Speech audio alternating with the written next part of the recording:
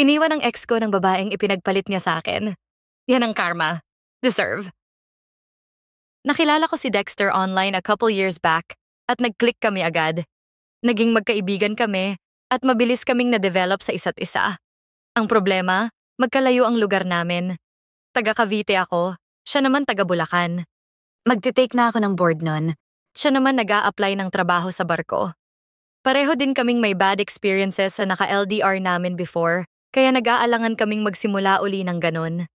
Pero nung mas tumindi na ang feelings namin pareho, sinabi niyang gusto daw niyang sumubok uli. Pwede daw ba? Pumayag ako. Naging kami ng more than a year. 2 beses siyang bumisita sa akin at 1 beses naman akong bumisita sa kanya. Nung umpisa sobrang saya namin. Halos maghapon kaming nag-uusap sa phone at nagvi-video call. Wala kaming itinatago sa isa't isa. Thoughtful at sweet siya sa akin. Napakalambing din niya. Feeling ko napakaswerte ko talaga sa kanya. Ang sabi niya, bibisita siya uli sa akin pagkatapos ng board. Siyempre sobrang excited ako na makita siya uli.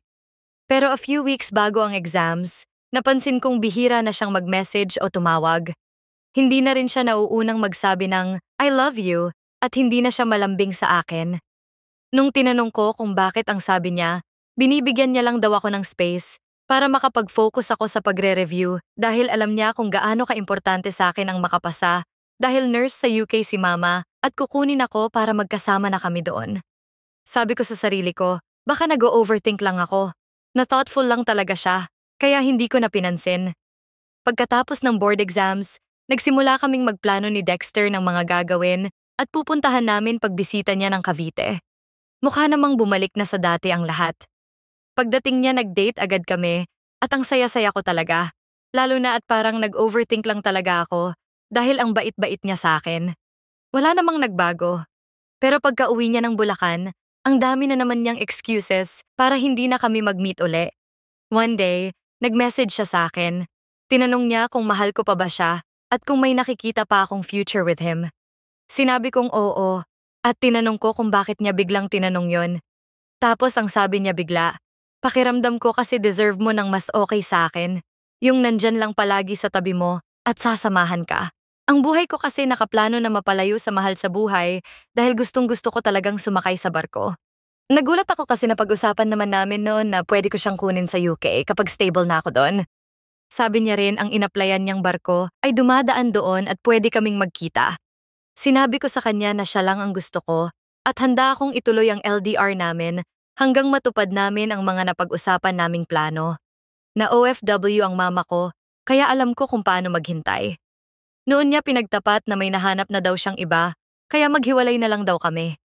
Wasak na wasak ako pagkatapos nun at akala ko wala nang mas ilalala ang sakit. Pero nalaman kong natanggap na pala siya sa pinasukan niya at yung pinagpalit niya sa akin nakilala niya sa agency at sabay silang sasakay sa barko. Siya ang una kong seryosong boyfriend, kaya hindi ako agad naka-move on. Kahit sinabi ko sa sarili ko na wag nang tingnan ang Facebook niya, hindi ko nagawang pigilan ang sarili ko. Doon ko nalalaman ang mga balita sa kanya. Nakapublic din ang mga picture nila nung babae. Yung babae ganun din. Hindi ko alam kung alam ba noon ang tungkol sa akin. Siguro hindi. At wala na rin naman akong balak na ipaalam pa. Maganda yung babaeng pinagpalit niya sa akin. Waitress sa cruise ship, siya naman cook. Mukhang going strong ang relasyon nila nung babae. Habang ako masakit mang aminin na natiling single at malungkot, hindi maka-move on kahit pa madami ding nangyari sa buhay ko. Nakapasa ako sa board, kinuha ni mama, at nakarating na ring UK.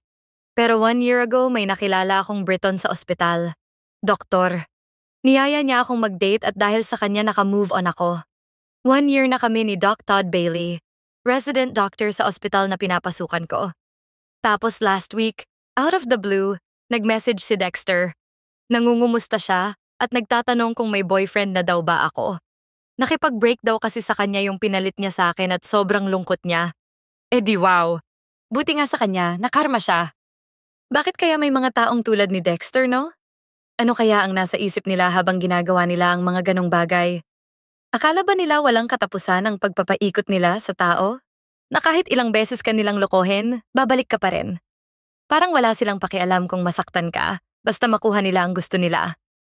Nang nag-message siya sa akin, naisip ko, seryoso ba siya? Na para bang may alok siyang maganda. Hindi ko alam kung dapat akong matawa or maawa. Parang hindi man lang siya nag-grow. Pero past is past. At ang future ko ngayon ay sobrang liwanag, salamat kay Todd.